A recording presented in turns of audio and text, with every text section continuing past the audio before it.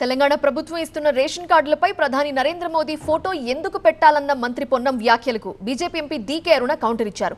Protocol ప్రకారం ration కార్డులపై ప్రధాని photo పెట్టాల్సిందే అన్నారు.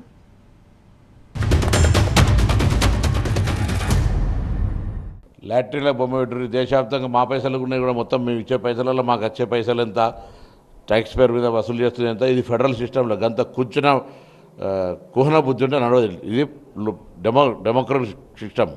ఫెడరల్ సిస్టంలో కేంద్రం రాష్ట్రం పొత్తుంటుంది.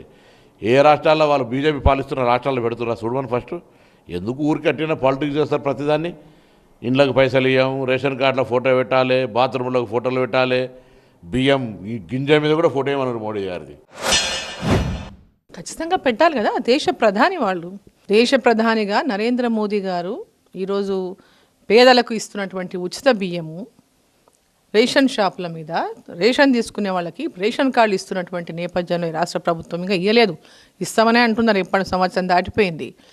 ఖచ్చితంగా ఆ రేషన్ కార్డుల పైన ప్రధానమంత్రి గారి ఫోటో ఉండాల్సిందే. ఈరోజు ఈ రాష్ట్ర ప్రభుత్వానికి పన్నులు ఎక్కడి నుంచి వస్తున్నాయి? ప్రజలు కడితే కదా పన్నులు వస్తున్నాయి. మరి వీళ్ళు పన్నులు కడుతున్న వాళ్ళందరి ఫోటోలు పెడుతున్నారా? వీళ్ళు అట్లా పెట్టామనండి, వీళ్ళ ఫోటో కూడా ఢిల్లీలో పెట్టిద్దాం. వీళ్ళు పన్ను కడుతున్నారు కదా. ఇప్పుడు ప్రభాకర్ కడుతున్నాడా లేదా రేవంత్ రెడ్డి కడుతున్నాడా పన్ను? ఇది ప్రజలు కడుతున్నటువంటి పన్ను.